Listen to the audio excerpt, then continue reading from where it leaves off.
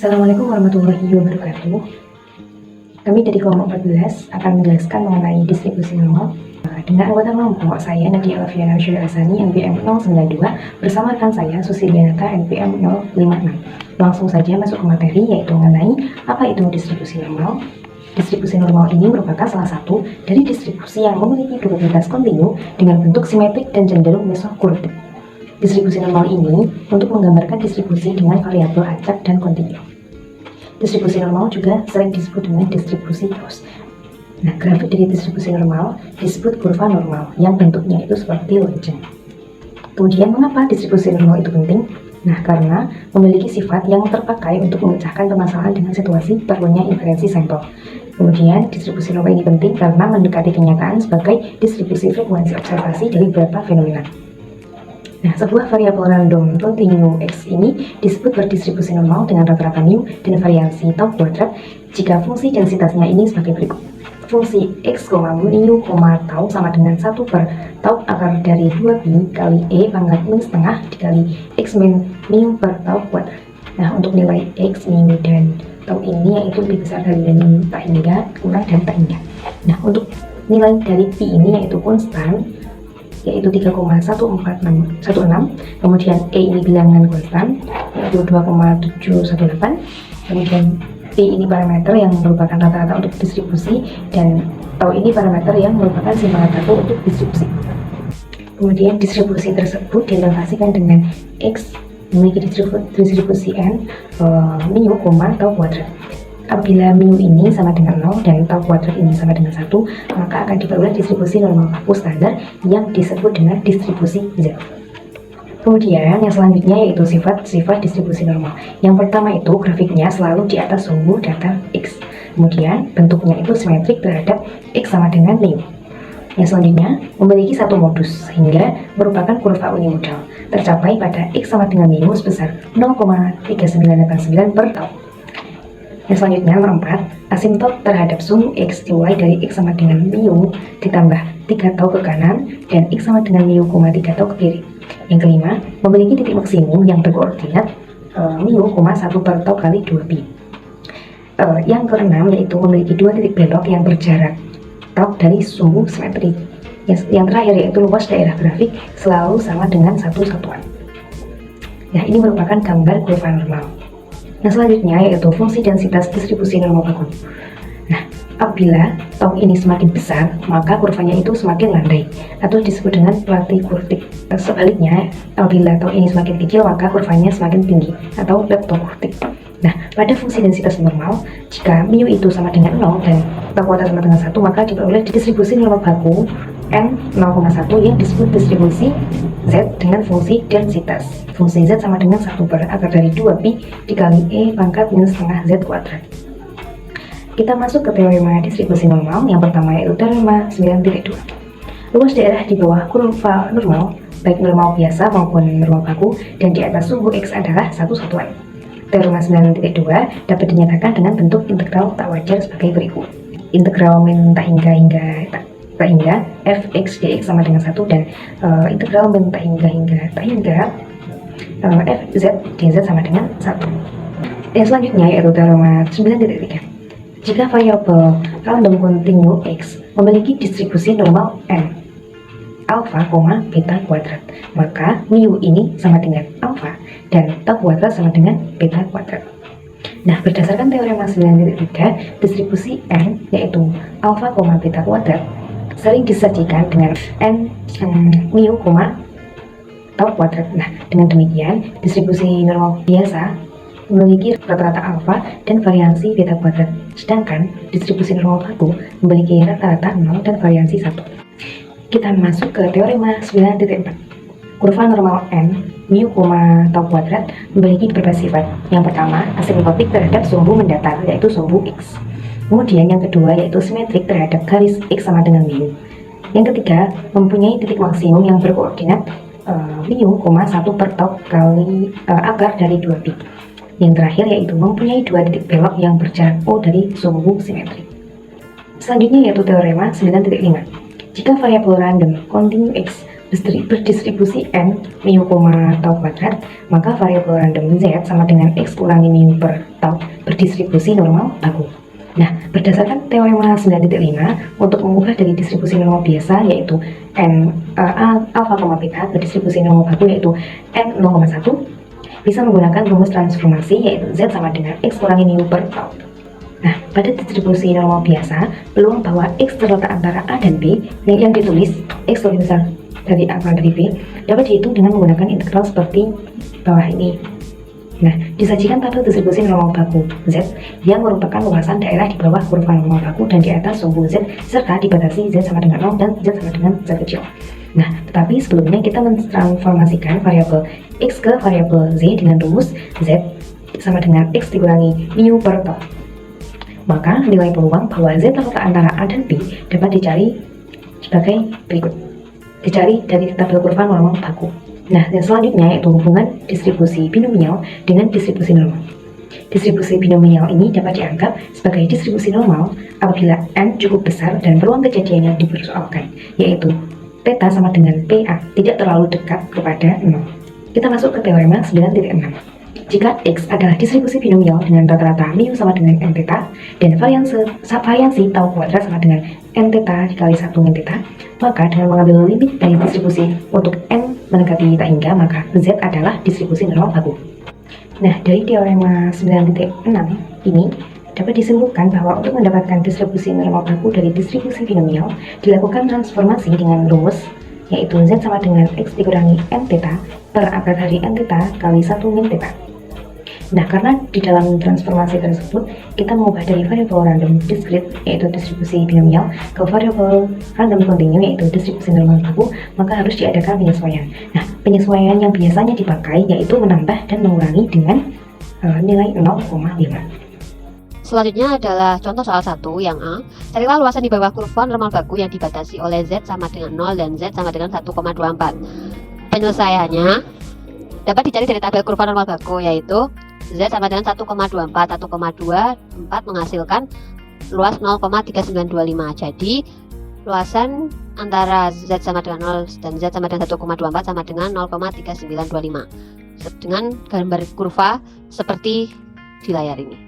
Kemudian yang B, carilah luasan di bawah kurva normal baku yang dibatasi oleh Z sama dengan negatif 0,76 dan Z sama dengan 0. Penyelesaiannya, luas antara Z sama dengan min 0,76 dan Z sama dengan 0 itu sama dengan luas antara Z sama dengan 0 dan Z sama dengan 0,76, sehingga dapat dicari menurut tabel kurva normal baku yaitu 0,76 menghasilkan 0,2764, sehingga luas antara 0,76 dan 0 sama dengan 0,2764. Yang C, carilah luasan di bawah kurva normal baku yang dibatasi oleh Z sama dengan 0,76 dan Z sama dengan 1,24. Penyelesaiannya dapat dicari dari tabel kurva normal baku. Karena kita sudah mengetahui dari hasil jawaban 1A dan 1B yaitu L1 sama dengan 0,2764 dan L2 sama dengan 0,3925. Sehingga cukup ditambahkan saja sama dengan 0,6689. Sehingga luasan kurva normal baku yang dibatasi oleh Z sama dengan min 0,76 dan Z sama dengan 1,24 sama dengan 0,6689. Kurva dapat dilihat seperti gambar berikut. Yang D, carilah luasan di bawah kurva normal baku di sebelah kanan Z sama dengan negatif 0,76. Penyelesaiannya dapat dicari dari tabel kurva normal baku. Seperti diketahui, Z sama dengan min 0,76 bahwa luasannya adalah 0,2764. Ditambah setengah kurva atau 0,5 sama dengan 0,7764, sehingga jadi luasan kurva normal baku di sebelah kanan Z sama dengan negatif 0,76 sama dengan 0,7764. Kemudian yang E, carilah luasan di bawah kurva normal baku di sebelah kanan Z sama dengan 2,21. Penyelesaiannya dapat dicari dari tabel kurva normal baku yaitu 2,21 menghasilkan luasan 0,4864. Sehingga luasnya adalah setengah kurva atau 0,5 dikurangi 0,4864 sama dengan 0,0136. Maka luasan kurva normal baku di sebelah kanan Z sama dengan 2,21 sama dengan 0,0136. Kurva dapat dilihat seperti gambar. Kemudian F, Carilah luasan di bawah kurva normal baku yang dibatasi oleh Z sama dengan 0,76 dan Z sama dengan 1,24. Penyelesaiannya dapat dicari tabel kurva normal baku.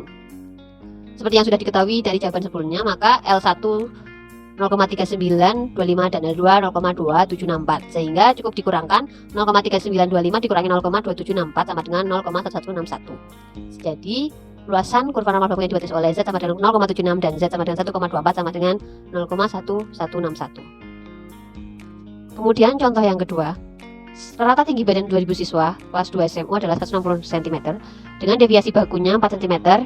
Dan mengapa data tersebut adalah data populasi yang berdistribusi normal, maka carilah banyak siswa yang tingginya A badan yang tingginya lebih dari 166 cm, B yang tingginya antara 150 cm dan 165 cm.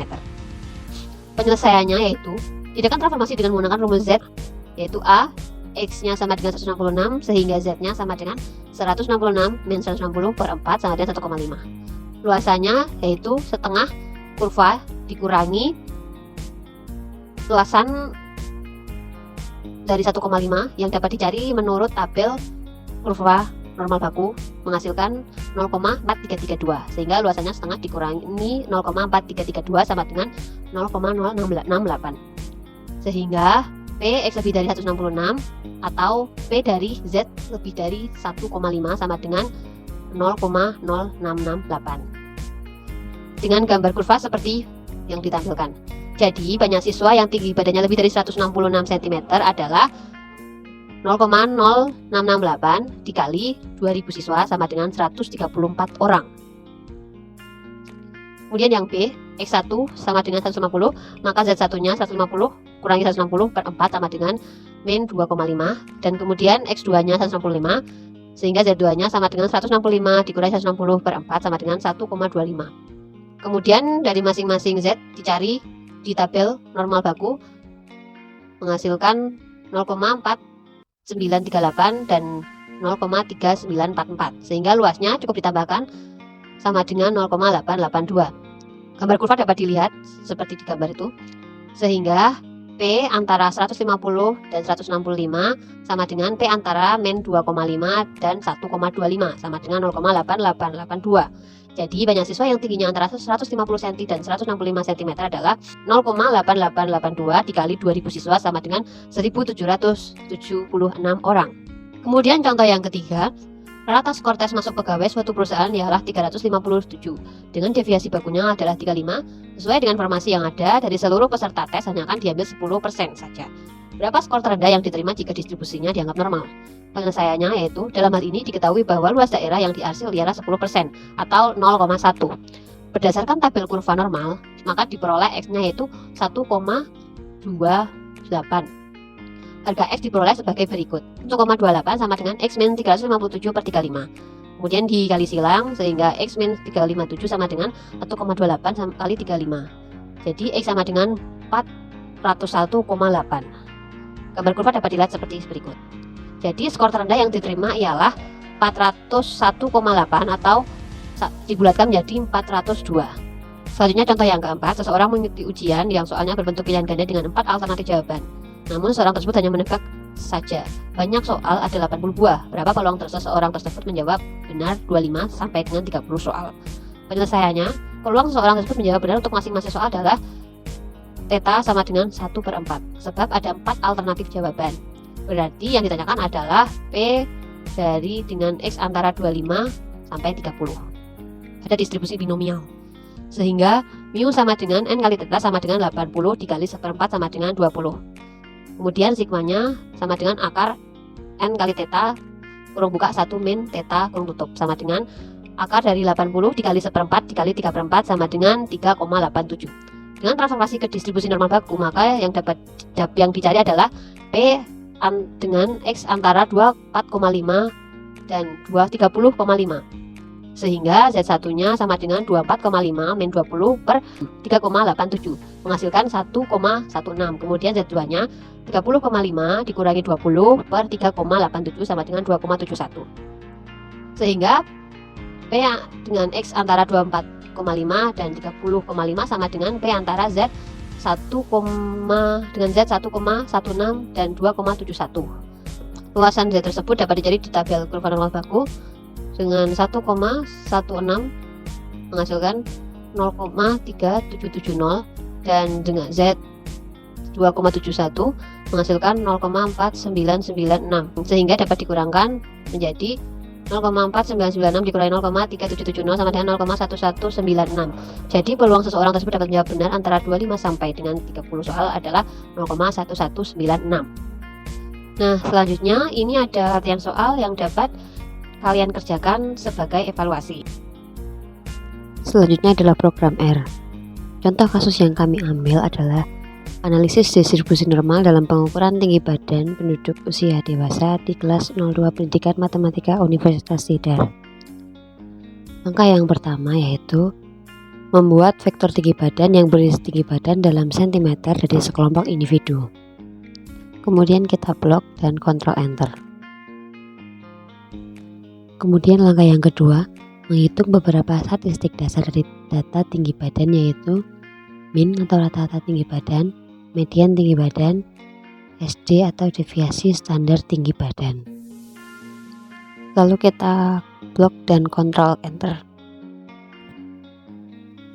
Kemudian langkah yang ketiga, membuat histogram untuk data tinggi badan. Ini digunakan untuk memvisualisasikan distribusi tinggi badan. Lalu kita blok dan Ctrl Enter. Kemudian langkah yang keempat, uji normalitas Shapiro-Wilk adalah uji yang dilakukan untuk mengetahui sebaran data acak suatu sampel yang kecil digunakan simulasi data yang tidak lebih dari 50 sampel. Pada langkah ini melakukan uji normalitas Shapiro-Wilk pada data tinggi badan dengan Shapiro test. Uji ini digunakan untuk menguji apakah data mengikuti distribusi normal. Hasil uji disimpan dalam variabel Shapiro test dan nilai P dari uji tersebut disimpan dalam p-value. Jika p-value kurang dari 0,05, maka pesan dicetak bahwa data tidak mengikuti distribusi normal. Kemudian jika p-value lebih besar atau sama dengan 0,05, maka pesan dicetak bahwa data mengikuti distribusi normal. Kemudian kita blok dan Ctrl Enter.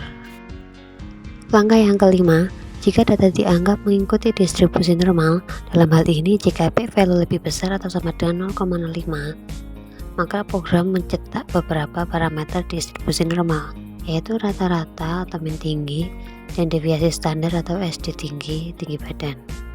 Lalu kita blok dan Ctrl Enter.